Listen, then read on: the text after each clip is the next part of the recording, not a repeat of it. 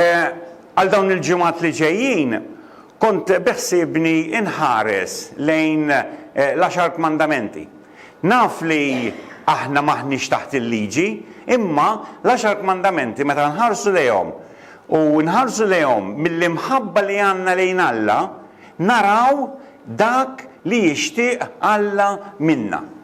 Kont qed nisma' xi ħadd jitkellem u qal jiena ma nħobbx insejħilhom l-10 kmandamenti, imma nħobb insejħilhom l-10 barkiet. Għalfejn l-10 barkiet? Għax kieku kulħadd iżomm dawn il-kmandamenti, kulħadd ikun ta' barka għal xulxin. Kieku aħna kollha nżommuhom sew, ħafna mill-affarijiet u l-ħażen li jsir madwarna ma jsirx u allura jkun ta' barka għalina. Mela meta nħarsu il-kmandamenti u nibdew narawhom wieħed wieħed sa nirrealizzaw li qegħdin hemmhekk għal ġid tagħna. Mhux qegħdin hemmhekk biex jorbtuna, imma għal ġid tagħna. Imma llum irrid nibda bil-mistoqsija x'inhu Kristjan? Xi tfisser li tkun Kristjan?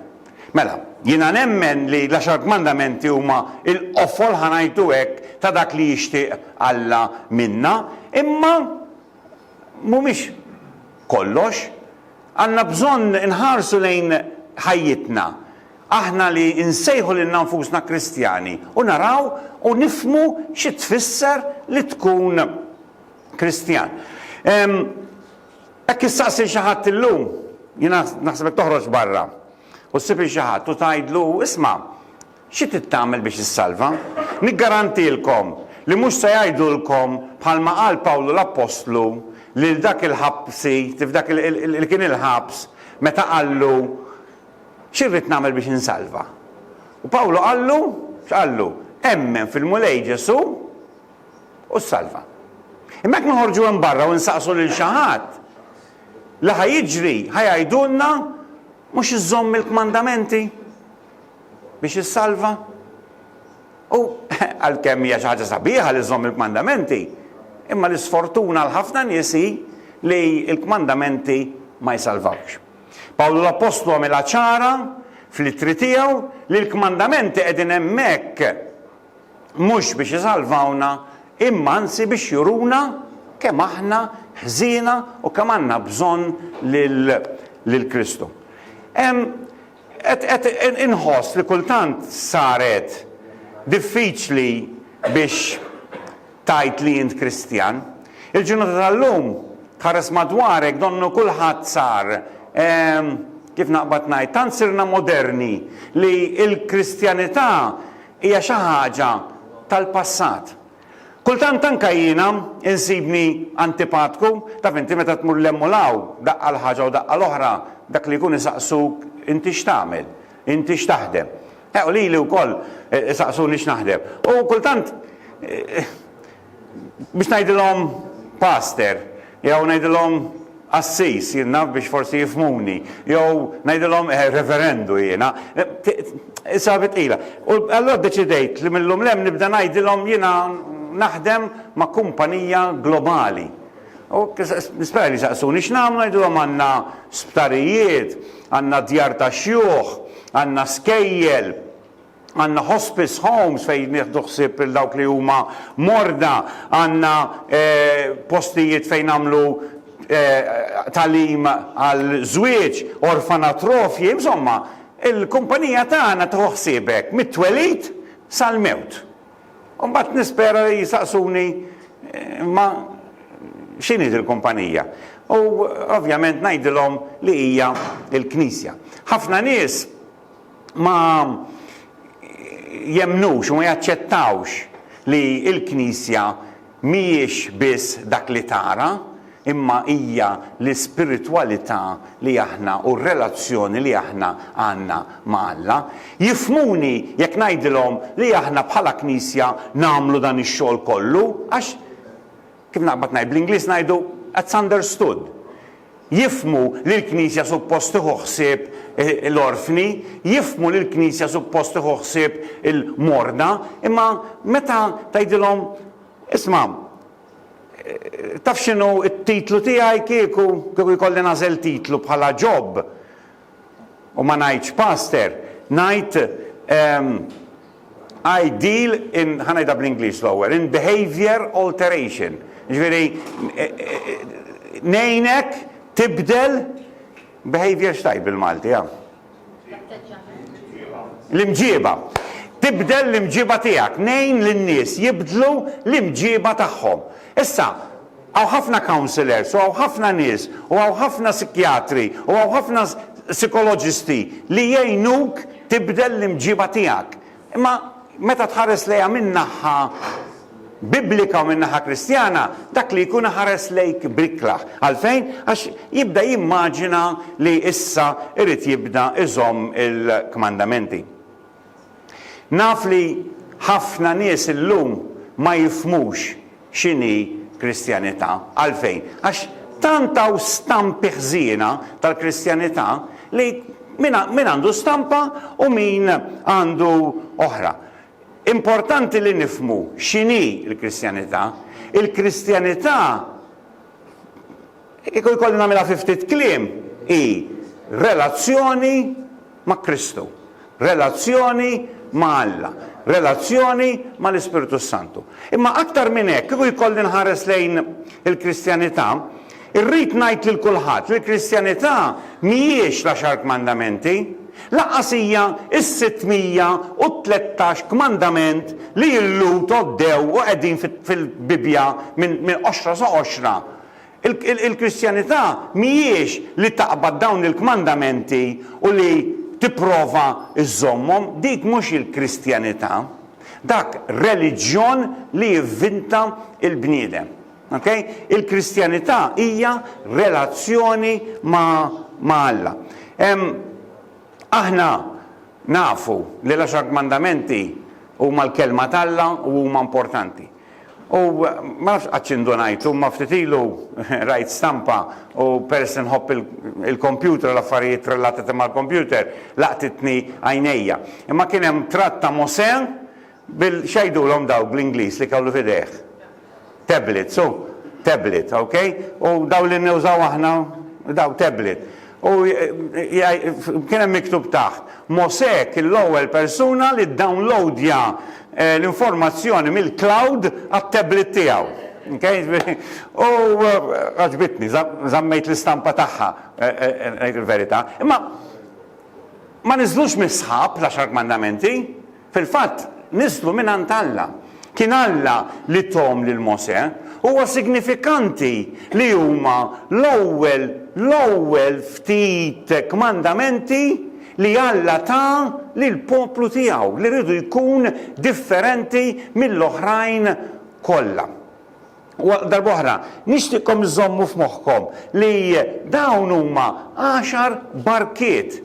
Għax jekk xi ħadd iżomm il-kmandament la toqtolx u li ma joqtolnix, mela min dbirek, jien dbirikt. Okay? Mhumiex qegħdin hemmhekk biex lilna jorbtuna u f'ma nistax nagħmelek u f'ma nistax nagħmelek. Jekk jien ma nistax nikdeb, ifisser li ħadd ieħor ma jistax jikdeb lili. Okay? Hekk irridu narawhom, ma rridux narawhom bħala peace, għalhekk Ġesu qal, il-kmandamenti tiegħi mhumiex qal, jekk tħobbuni, iżommuhom. Huma relazzjoni. Ejja nħarsu lejn din il-relazzjoni. Nixtieq li nispjega x'inhi jew nagħti ftit stampi ta' x'inhi l-Kristjanità, ma fl-istess ħin ukoll nixtieq li insaqsi żewġ mistoqsijiet li rridek issaqsi lilek innifsek. Inti Kristjan jew inti tixtieq issir Kristjan? Mhux veru, jew wieħed jew ieħor. Mela dik hija mistoqsija li qed issaqsu lilkom infuskom. Jiena qiegħed bil-qeda hawnhekk, jien Kristjan, irrispondiha f'qalbek, iva jew le.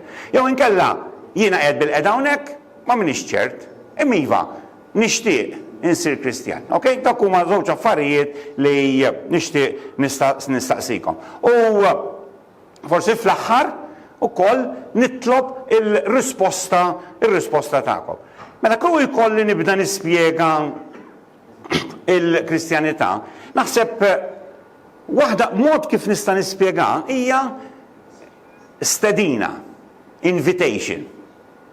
Ġieli rċevejtu stedina xittiċ jew xi ħaġa tirċevija fil-posta tiftaħa. Naf, kultant uħu pjaċir tirċevi stedina, x'tajt jara sejjer tiċ, kultant tajt jara rigal. Imma il-punt huwa l-istedina hija xi ħaġa sabiħa. Ġieli rajtuha misfel ikun hemm RSVP, aħna l-Maltin ma tantx aħna dilettanti tagħha, ma RSVP tfisser irrispondini lura, inti x'ġej. Fil-fatt hija kelma bil-Franċiż RSVP, risponder s'il vous plaît. Ġifieri irrispondini jekk jogħġbok. Ma nafx għalfejn jagħmluha bil-Franċiż imma RSVP. Kien hemm wieħed Ġermaniż l-Ingilterra tgħix hemmhekk u rċieva invit u kien hemm RSVP. U beda jipprova jgħid u lill-mara qalla what is this?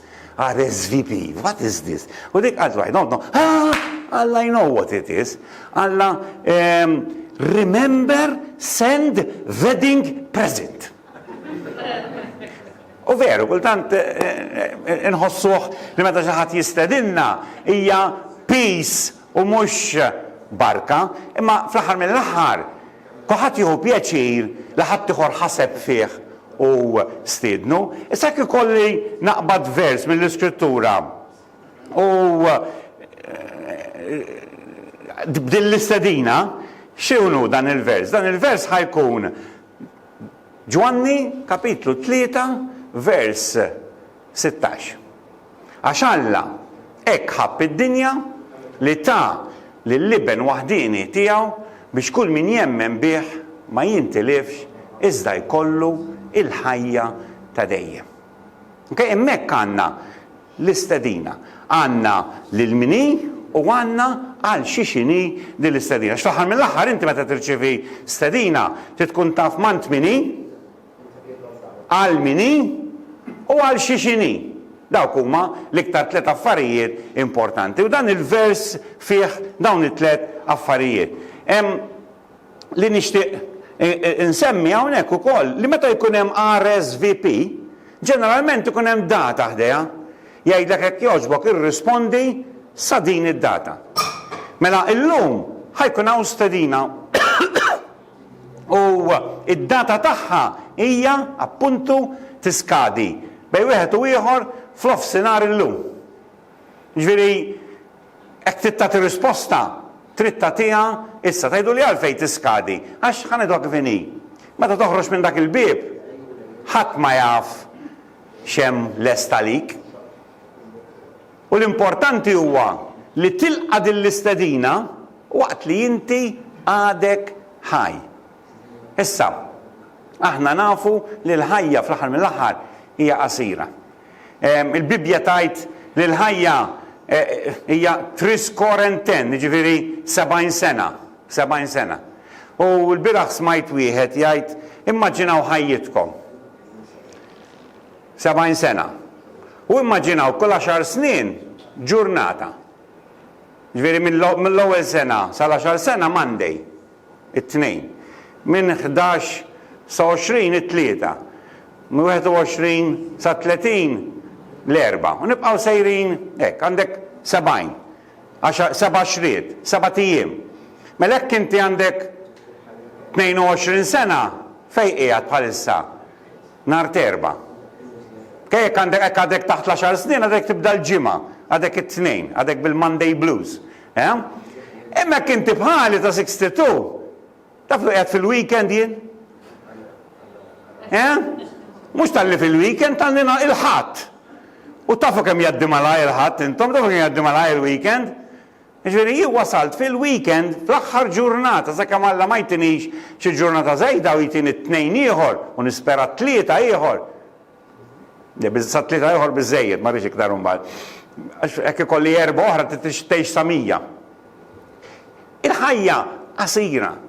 U meta tqabbel il-ħajja tagħna mal-eternità aqas biss tibda.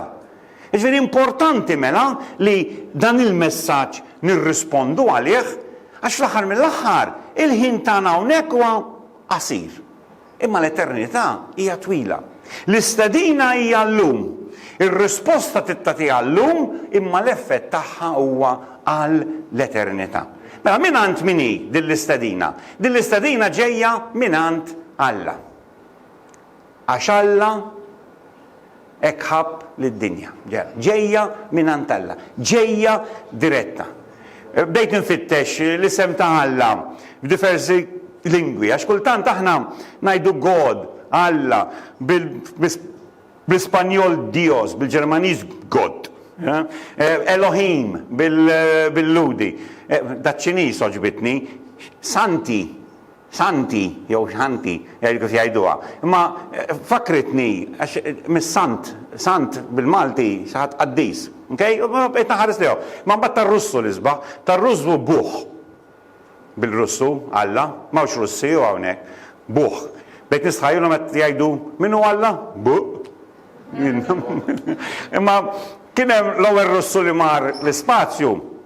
Għallu isma' meta kont hemm fuq fl-ispazju, ma nafx tafux, imma r-Russi kienu l-ewwel nies li marru fl-ispazju. L-Amerikani kienu l-ewwel nies li marru fil-qamar. U aħna l-Maltin ħankunu l-ewwel nies li mmorru fuq ix-xemx. Ma mmorru bil-lejl biex ma tkunx taħraq. Ejja. Għallhom jiena ma rajt xejn. U r-Russi bdew jgħidu qed tara mela Alla ma jeżistix. Meta mar l-ewwel Amerikan u ġie lura, saqsew l-istess mistoqsija naħseb biex ikunu għallu inti rajtu lil Alla, dak qallhom kont narah lil Alla kif ikun żajt il-libsa. Fimtuha? Kont narah lil Alla kif ikun żajt il-libsa tal-ispazju li kelli fuqi. Għalfejn? Għax kien imut u kien jara lil Alla. Ġifieri, żewġ mistoqsijiet l-istess, ir-risposti qegħdin hemmhekk, imma il-kunċett qiegħed. Forsi l-mistoqsija ma kellix tkun rajtu lil Alla. Forsi l-mistoqsija li rridu nistaqsu llum hija Alla wera lilu nnifsu lilna. U jiena ngħidilkom da żgur li Alla wera lilu nnifsu lilna. Ħarsu lejn il-ħolqien. Il-Bibja tgħidilna wkoll.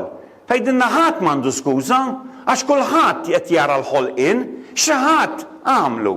Jien li niskanta kif, ateist, jista' jħares lejn dik l-oġġett mal-ħajt hemmhekk u jgħid illa kemm sabiħa, kemm hu artist minn għamilha, kemm hu bravu minn għamilha. Fuq ateist jista' jħares lejn dan il-kompjuter u jgħid illa kemm jagħmel affarijiet dal-kompjuter, kemm hu bravu min irnexxielu jagħmlu. Imma meta ħares lejn il-ħolqien jgħid illa kos din l-esplużjoni x'għamlet, ara xaw madwarna. U ma jemminx li Alla huwa l-ħalliq ta' dak li naraw. Waqt li konna l-Amerika, konna f'foresta. U bdew jagħmlu dak s'mores, ma nafx tafu x'inhu, ma insomma marshmallows. Li kollhom iċ-ċokkolata u l-gallettini, jdowbu l-marshmallow, jpoġġuha fuq iċ-ċokkolata u l-gallettini, il-marshmallow taħraq id-dowb iċ-ċokkolata, mbagħad ikolla. Insomma, u jagħmlu l-fire, l-Amerikani jħobbuha ħafna. U qed nagħmlu l-narek, evinti kollhom kien tabelli. U l-Amerika pers li għamet ħafna sħana, kollha qatt jibża fil-foresti min-nar. Imma huma davinti kontrollati fejn jistgħu jagħmlu n-nar m'hemmx ħaxix, imma bdejt nara. Ishom l-isparks itiru. Jiena perikoluża di, l-isparks itiru, ma bdejt narahom imma. Ishom jixgħalu u jintfew daw l-isparks. Bdejt nħares hekk. Għad ngħid ma da x'inhuma. Kultant tek tara waħda u tisparixxi, tara waħda. U saqsejt il-Jonathan, kien hemm Jonathan. Għatlu Jonathan, għatlu kurzit, għatlu l-isparks, qed tarahom inti jew għajnejja jien qed nara xi ħaġa waqt li taħares lejn in-nar. Għalli dawk fireflies. Għatlu x'inhuma. Mara melek, qabad wieħed ġi u beda jorjuli. U dal-firefly waqt li qiegħed f'idejh, il-patata tiegħu hekk dik il-bixxa ta' wara tixal u tixal sew, ta' qed tixal torċ.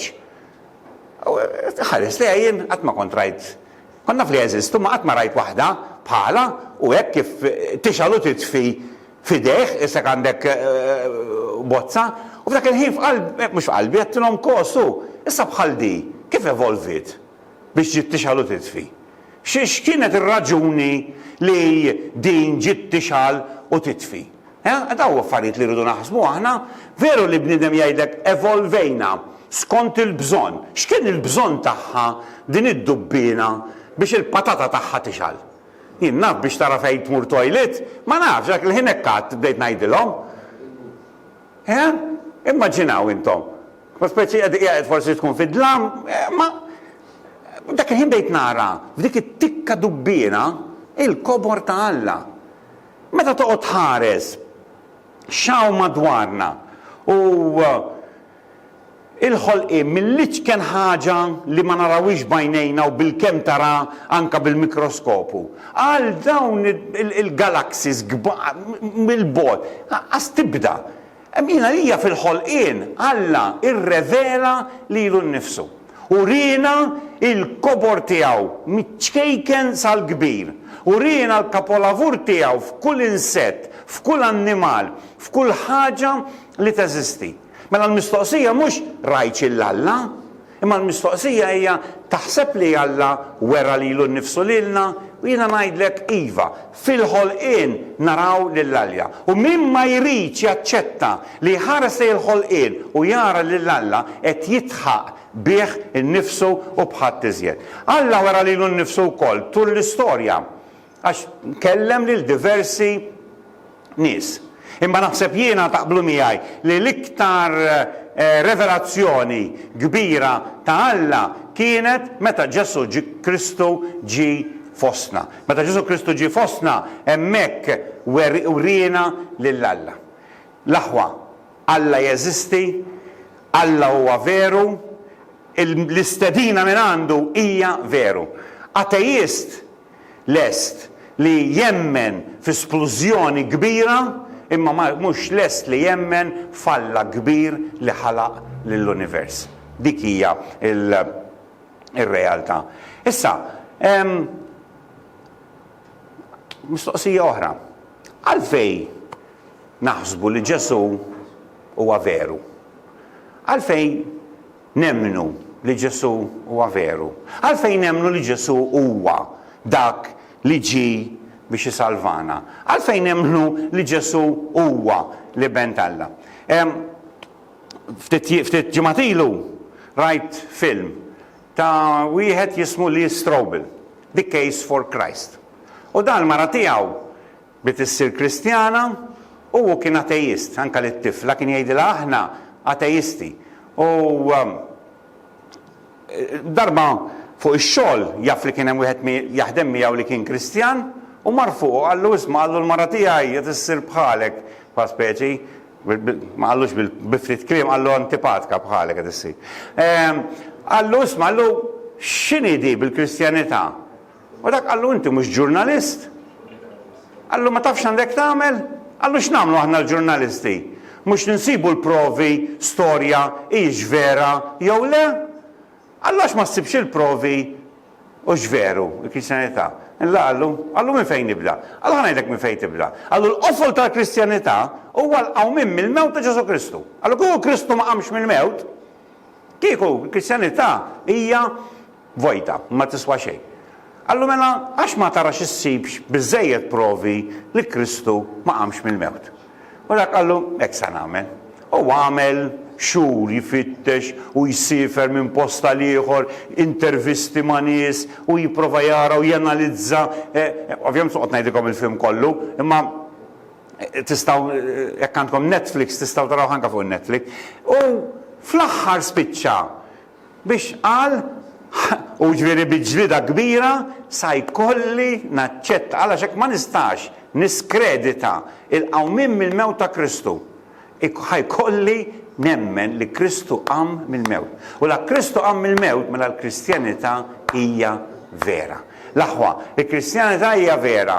U tħallu l-ħadd min jgħidilkom isma' dik storja tal-passat u mhijiex vera, hemm dokumentazzjoni kbira li hija vera. U ħadd m'għandu ifixkilkom li temnu li hija vera. Mela, Alla li wera lilu nnifsu fil-ħolqien, Ġesu li ġi u prova minnu billi qam minn bejn l-imwiet, mela dawn qed jistidnuna biex aħna niġu għandu.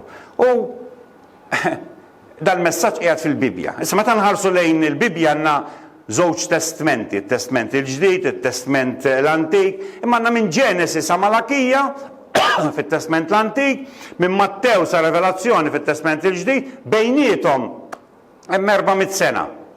Minn Ġenesi sa Malakija hemm 322 profezija dwar Kristu.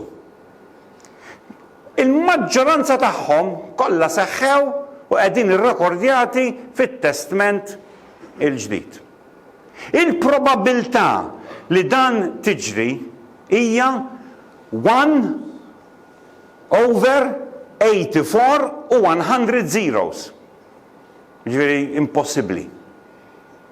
U għad baqa' profeziji li jridu jseħħu li għandhom x'jaqsmu mat-tieni miġja ta' Ġesu. Dik hija l-Bibja. Ktieb li ġabra ta' 66 ktieb minn 40 awtur miktubin fuq medda ta' 1500 sena, minn biċċiet minnhom ma jafux lil xulxin, biċċiet minnhom ma kinux jafu li dak ara kieku jagħmlu għallum. Immaġina kieku jagħmlu għallum il-Bibja. Dak li jkun jgħidlek imma dak sab fil-Google il-ktib ta' Mosè u kopja minnu. Dak sab fil-Google il-ktib ta' Mattew, imma immaġinaw, dak iż-żmien ma kienx hemm dan l-affarijiet. Dak iż-żmien jekk kien hemm il-ktib ta' Mosè f'Iżrael, ħadd ma kien jaf fejnu u ħadd ma kellu kopja ħlif l-iskribi. Ġifieri Alla jaf x'inhu jagħmel u għalhekk il-Bibja nkitbet dak iż-żmien. Għax kien kullum impossibbli li tipprova li f'1500 sena ħadd ma kien jaf wieħed il-ieħor 40 awtur differenti li kitbu fuq l-istess suġġett. Impossibbli li tagħmilha din il-ħaġa. Mbagħad x'issib? Min jipprova jfettaqlek u jsiblek xi biċċa vers jgħidlek għax ara hawnhekk għalhekk u mbagħad il-mamma mija għandek kemm minn serba 31,000 vers fil-Bibja li kollha jaqblu ma' xulxin għax kultant issib xi kelma l-emmulaw u ma rridux ninsew li fl-aħħar mill-aħħar barra li hemm Alla li kitibha hemm id il-bniedem li trasmettieta u li wkoll meta aħna nħarsu lejn it-translations u l-affarijiet kollha li jiġru mhix daqshekk diffiċli li jidħlu xi żbalji grammatiċi. Imma il-Bibja hija xi ħaġa li ħadd ma jista' jirrifjuta. Hija ktieb kapolavur ħanajdu hekk. U nerġa' nistaqsi. Għalfejn int Kristjan? Kieku li saqsini xi ħadd u jgħidli għalfejn int Kristjan? Ngħidilhom għax naf li l-Kristjanità hija vera. Għax naf li minn stidinni huwa vera. U għalhekk jiena nemmen li l-Kristjanità hija vera. Mela bħalma għattilkom, Alla wera lilu nnifsu. Wera lilu nnifsu għal kulħadd. Revelazzjoni kapitlu 5 vers 9 jgħid fdejtna Ġesu ġifieri, fdejtna għal Alla b'demmek minn kull tribu u slim u poplu u ġens. Minn kull tribu u l-sin u poplu u ġens. Ġesu ma ġiex għal xi grupp partikolari imma ġi għad-dinja kollha. Mela l-istedina għal mini hija għad-dinja kollha. Alla huwa l-istieden u l-istedina hija għad-dinja kollha. Darba kont fuq programm għandun xarabank kien insej. U qed nitkellem fuq Kristu u kien hemm ukoll ateist fil-panel. U dan l-ateist dar fuqi għal il-Kristjanità ta' Parkrozzi. Isa Parkrozzi. U dak il-ħin f'qalbi qedlu nixtieq tikser saqajk. Ħalli fl-istess ħin jkollok tuża il-krozzi, ma kieku tikser saqajk. Ma tħux pjaċir li għandek il-krozzi? Mhux veru? Tieħu pjaċir kieku? Semma wkoll għalli b'Kristjanità isa stepni, aħna ngħidulu bil-Malti, spare wheel fil-karozza. Illa nixtieq tieħu panċer u ma jkollokx spare wheel. Hekk inti tieħu panċer, ma tħux pjaċir li għandek l-spare wheel? Issa, mela meta nħares lejha hekk, li dal-bniedem għatlu, isma' meta inti tikser saqajk, meta inti tieħu panċer, tieħu pjaċir li għandek il-krozzi u li għandek l-isperwil. Mela jiena naf li jiena midneb, jekk il-Kristjanità hija krozzi, net nirringrazzja lill-Alla għal dawn il-krozzi, għax almenu nista' nimxi. Jekk il-Kristjanità hija sperwil, nirringrazzja lill-Alla x'jiena midneb u mhux panċer wieħed għandi 4. U nirringrazzja l-Alla li għandi l-isperwil Kristu li ħajkompli imexxini. Hemm xi ħadd li jista' jgħid f'din id-dinja li mhuwiex midneb. Hemm xi ħadd li jista' jgħid li ma kisirx il-liġi. Hemm xi ħadd f'din id-dinja ateist u mhuwiex li jista' jgħid qatt m'għamel xejn ħażin. Dan għax jiena ngħidlu, hekk tajtek inti l-ikbar giddib. Il-bniedem huwa kieku aħna konna tal-ħġieġ imkisrin. Kieku kull dnub li tagħmel tikser saqajk, saqajna it-tnejn miksurin, tibżawx. U mhux krozzi għandna bżonn. Iġvek xi ħadd jgħidilkom isma' il-Kristjanità krozzi, għajdulu illat nħu pjaċir li taf daqshekk fuq il-Kristjanità. Għax veru, il-Kristjanità krozzi, għax jien bid-dnub ksir saqajja. U bħalissa nista' nimxi għax Kristu qed jerfani. Eħe, il-Kristjanità krozzi. Mela, għal mini l-mistedina? L-istedina għalina, għad-dinja, għalina li nħossuna u li nafu li aħna għanna bżonn il-krozzi, il-kraċis. Dill-istedina hija biex jinħafru l dnubietek tal-passat, tal-preżent u tal-futur. Din hija l-istedina. Ħafna nies jippruvaw isolvu il-problemi tad-dinja. Kemm hawn fil-bidu biex niċċajtattilkom jien naħdem ma' kumpanija globali li għandha l-isptarijiet għalfejn għax il-Knisja minn dejjem hekk kienet tipprova ssolvi l-problemi soċjali tad-dinja. Bħal Knisja u ħafna. Malta għandna ħafna minnhom fuq it-television il-ħin kollu għaddejjin b'xi maratona biex jiġbru l-flus għal dik u għal oħra, u biex ma tifmunix ħażin, minix ngħid li dawn l-affarijiet huma ħżiena. Imma x'inhu jiġri? Il-problema hija li qegħdin jippruvaw jgħattu s-sintomi u mhux ineħħu l-kawża. Il-kawża ta' tal-problemi kollha huma id-dnub. Għalhekk għandna bżonn il-maħfra tal-passat, tal-preżent u tal-futur. Għalhekk għandna bżonn naċċettaw l-istedina ta' Kristu. Il-problema hija id-dnub. Biex, tifmunix ħażin. Ma naħseb bħalna ma' Malta rajtuhom l-aħbarijiet ma konnet naraw l-Amerika. Kien hemm 11 il-tifel jew kemm kienu 11 għandi kunu jew 12 li nqabdu ġoħar. Saħansitra anke nies minn Malta smajt li marru b'għaddasa biex jgħinu hemmhekk. Kemm taħsbu intefqu flus biex dawn il-12 il-tifel ħarġuhom minn ġo daklar?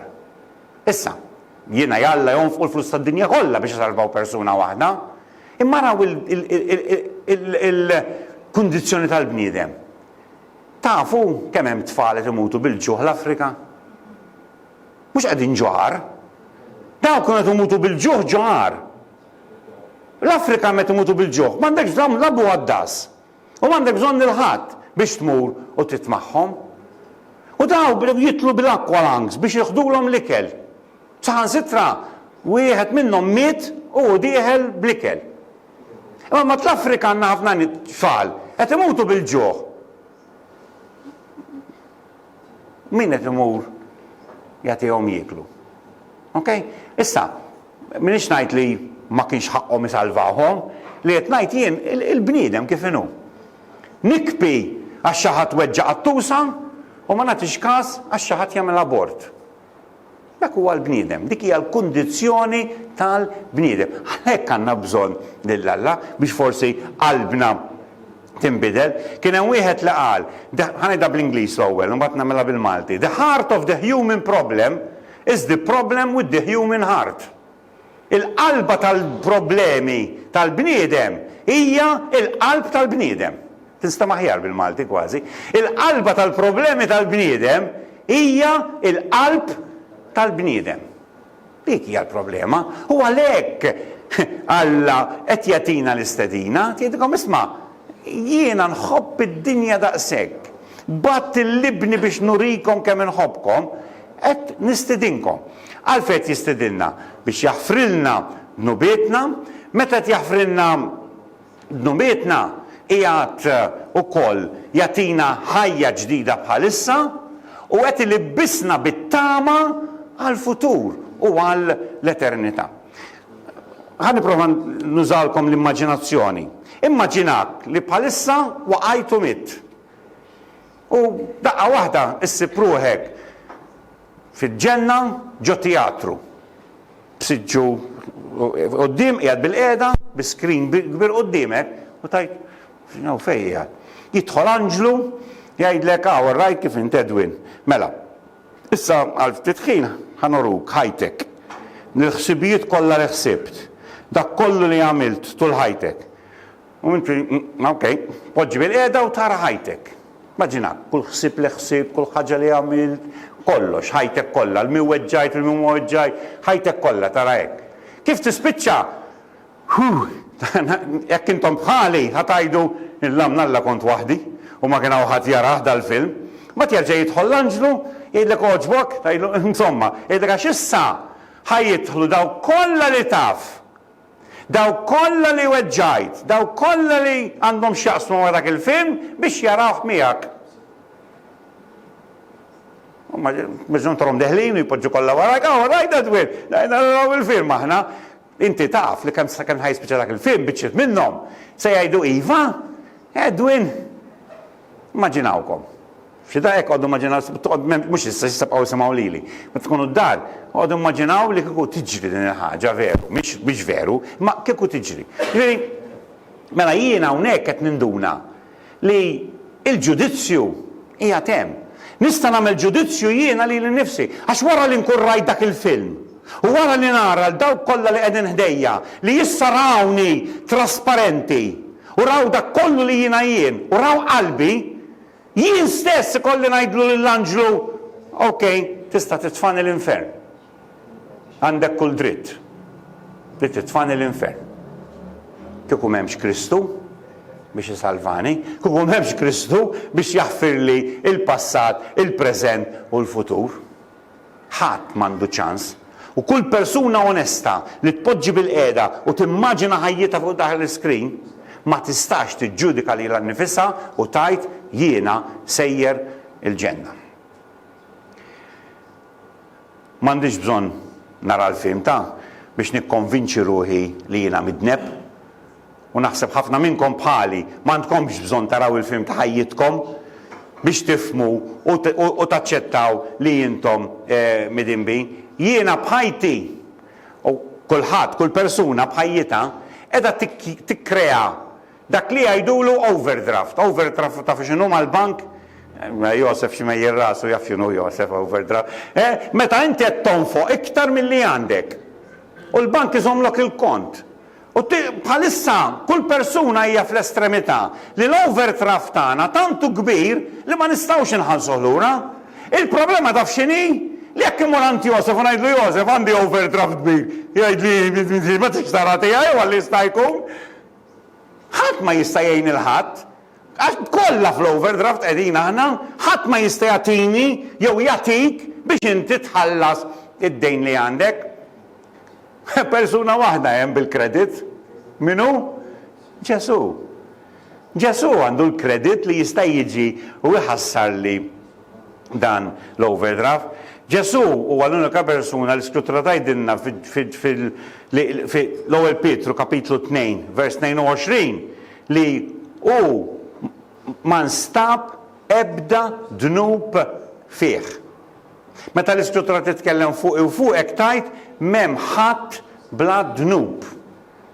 Aħna kollha fl-overdraft, Ġesu biss għandu il-kredit. Tiftakru għall-istorja fi Ġwanni kapitlu 8 ta' dik il-mara li qabduha fl-adulterju u ġabuha quddiem Ġesu u Ġesu beda jikteb mal-art, ma nafux x'kiteb mal-art, imma nista' nimmaġina.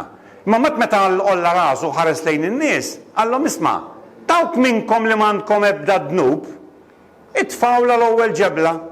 Kemm il-ġebla tefgħu? Hawn xi ħadd li jaf kemm il-ġebla tefgħu? Xejn hu, kollha telqu lem. Għalfejn? Għax Realizzaw li kollha mid-dinbit. Daw kienu reliġjużi, nies li ġabu xi ħadd li għamel l-adulterju biex inatfu lill-pajjiż. Imma meta Ġesu kiteb xi ħaġa mal-arti ma nafx kiteb. Bejt nimmaġina li beda jikteb affarijiet li jagħmlu fil-moħħbi biex inkella nikxifkom għarek intom tajdu li m'għandkom ġnub. Xi ħaġa kiteb biex beżaħħom għax illum kienu jqisu lilhom infushom li huma qaddisin. Ma taqallhom hawn xi ħadd minnkom bla dnub, itfala l-ewwel ġebla. Kollha telqu lem.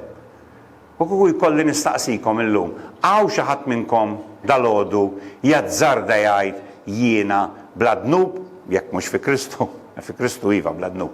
Hawn xi ħadd jazzarda jiena bla dnub, jgħid li jiena bla dnub, mela għandna bżonna din l-istedina. Kenna bżonna li Ġesu jiġi u jmut fuq is-salib għalina. Kenna bżonna li naqraw li Ġesu ħasilna minn kull dnub. Għandna bżonna nifmu li Ġesu fdina ħalsinna l-overdraft u raġa ġabna fil-kredit ma' Alla. Għandna bżonn nifmuhom dawn l-affarijiet.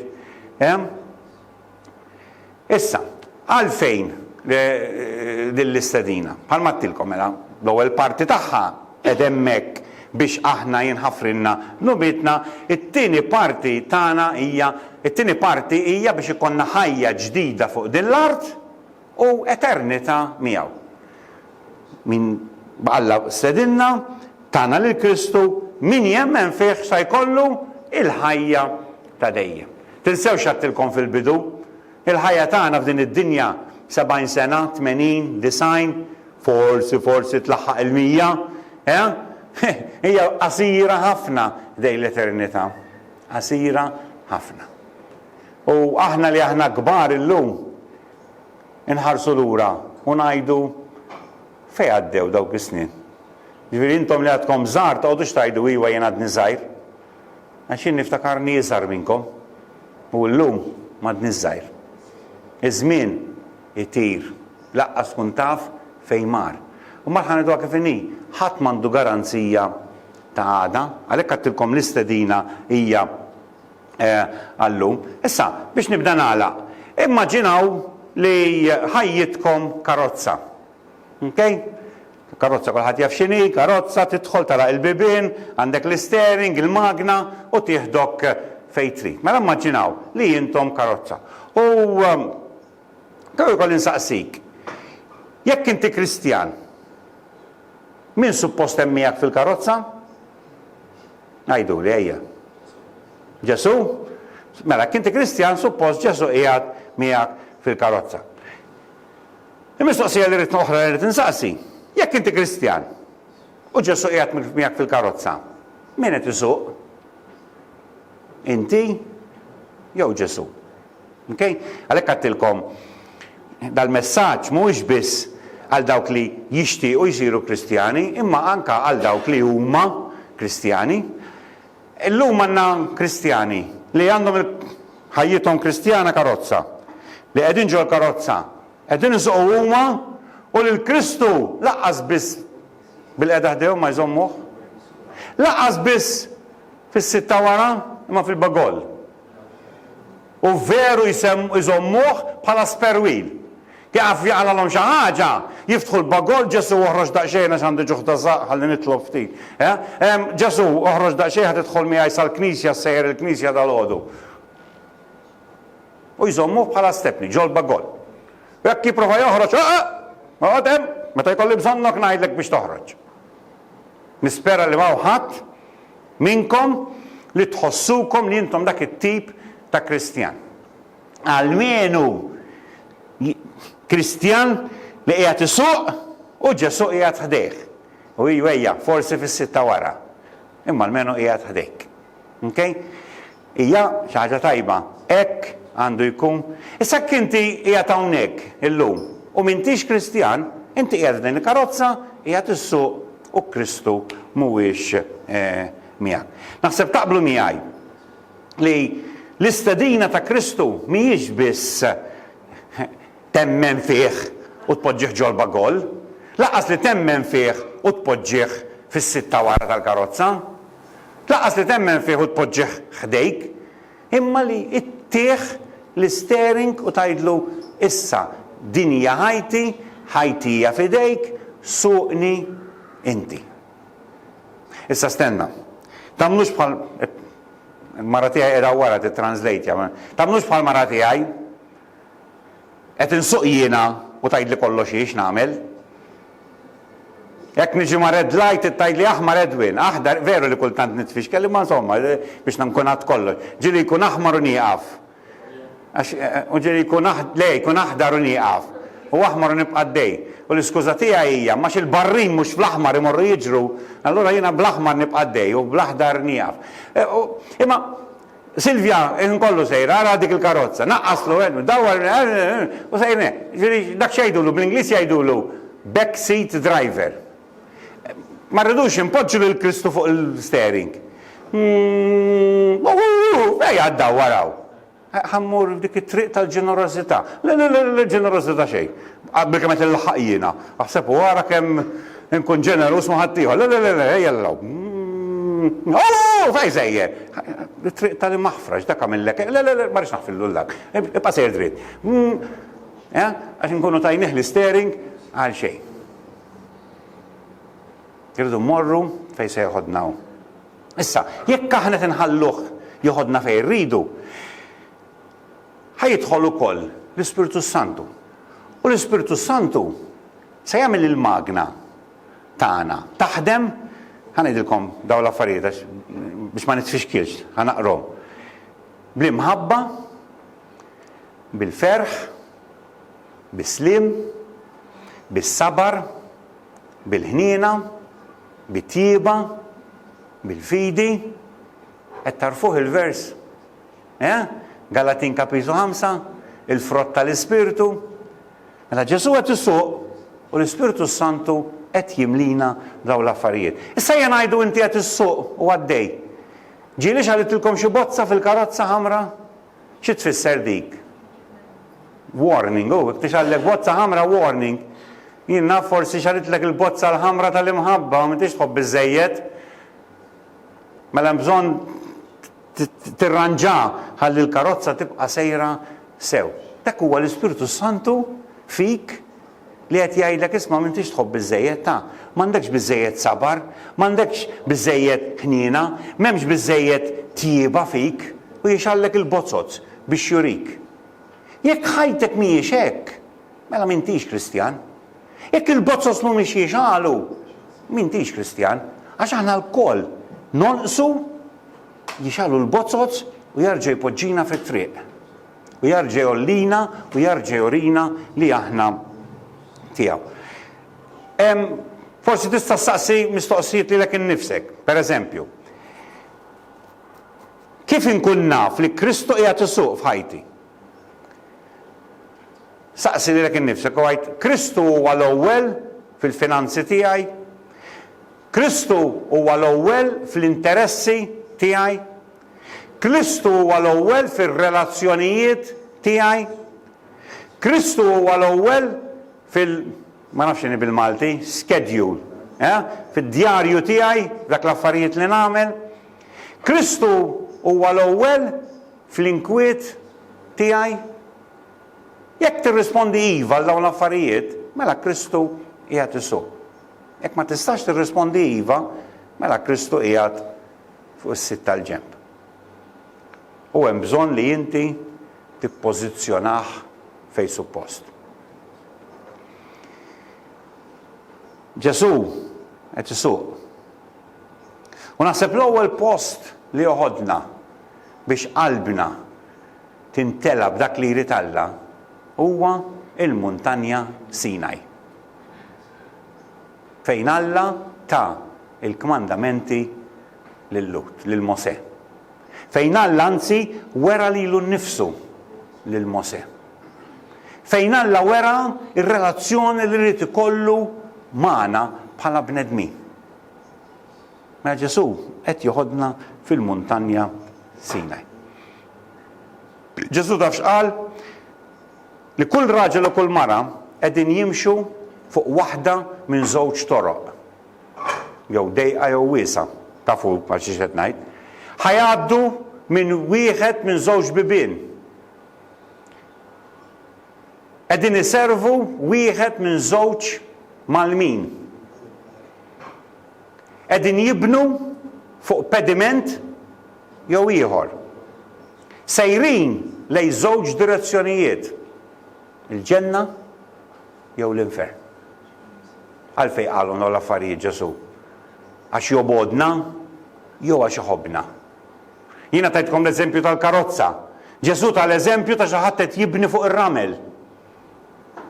Dawk huma il-qofol mhuwiex li jiena nipprova nispjega l-Bibja, imma l-qofol huwa jiena qiegħed inħalli lil Ġesu jmexxi l-ħajti, qiegħed inħares lejn il-kelma tiegħu biex jiena ħajti tinbidel. Jien spjegajt il-Kristjanità b'mod, tista' tispjega ħafna modi oħra, imma għattilkom hija invit. Sa tistiednu lil Ġesu illum sa tgħidulu iva. Mela jinxatt, hawn minna hawnhekk li qegħdin fil-karozza b'Ġesu fil-karozza xi aħna Kristjani. Ma maħniex insuqu aħna. Lest illum li tajt iva jien. U rrid impoġġi lil Ġesu fuq l-istering. Forsi inti wieħed minn dawk jew waħda minn dawk li tħossok li ħajtek hija karozza imma Ġesu mhux qiegħed fiha. U tajt iva, jiena naċċetta li Alla ħalaq id-dinja, naċċetta li bagħat il-Ġesu u rrid nemmen fih. Ħalli nħalli lil Ġesu joħodni fejn irid hu. Jekk inti lest, illum tista' tgħid lil Ġesu iva, ejja, idħol fil-karozza tiegħi, hu l-istering ta' ħajti u mexxini int. Kull wieħed u kull waħda minna jista' jagħmel din id-deċiżjoni. Jista' jgħid illum u millum lem sa nkun differenti. Għalfej, Ġesu qed jistidilna biex ikollu relazzjoni magħna. Qed jistidilna biex ħajjitna illum tkun aħjar. Qed jistidilna biex ikollna futur glorjuż. Li nixtieq qabel nagħlaq huwa dan. Jekk hawn minnkom li tħossu li Ġesu qiegħed fil-karozza miegħi m'għandi bżonn intih l-istering. Nixtieqkom tqumu bil-wieqfa. Jekk hawn xi ħadd li jħoss li Ġesu mhux fil-karozza miegħi imma rridu f'ħajti, nixtieqkom tqumu bil-wieqfa wkoll. Okay? Ħalli nuru d-deċiżjoni tagħna. Jekk inti orrajt tibqa' bil-qiegħda.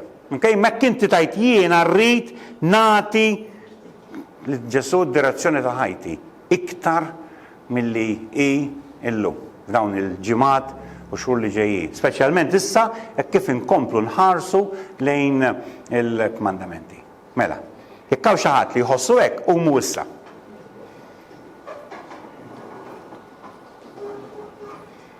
Ok, ta' nitlob għalikom. Missier jiena nitlob għal dawn kollha li għamu bil-wieqfa li mod jew ieħor jew iħossu li hemm bżonn jagħtu lil Ġesu iktar l-istering ta' ħajjithom ħalli jmexxihom hu. Jew inkella forsi uħud li qed jgħidulek tidħol f'qalbhom fil-karozza tagħhom għall-ewwel darba ħalli tmexxi lil ħajjithom int. Jiena nitlob għal kull wieħed u kull waħda li għamu bil-wieqfa għal din il-deċiżjoni. Nitolbok biex tagħtihom il-qawwa tiegħek permezz tal-Ispirtu biex din il-weda li qed jagħmlu miegħek ikunu jistgħu isaħħuha. U jekk għandhom bżonn lajnuna anke jfittxu min jista' jgħinhom f'dan il-rigward. Nirringrazzjak mill-lejta dan il-ħin li stajna nagħmlu flimkien dal-għodu, nirringrazzjak għal dan il-messaġġ, nirringrazzjak għal kelma tiegħek, fl-aħħar mill-aħħar nirringrazzjak għall-istedina tiegħek. Ħalla hekk ħabb id-dinja li tal il-liben waħdini tiegħu biex kull min jemmen bih ikollu il-ħajja ta' dejjem. Iva mulej aħna rridu nemnu u aħna rridu npoġġuk fit-tmun ta' ħajjitna ħalli tmexxina inti. Tlob dan fis-Sem Sidna Ġesu Kristu. Amen.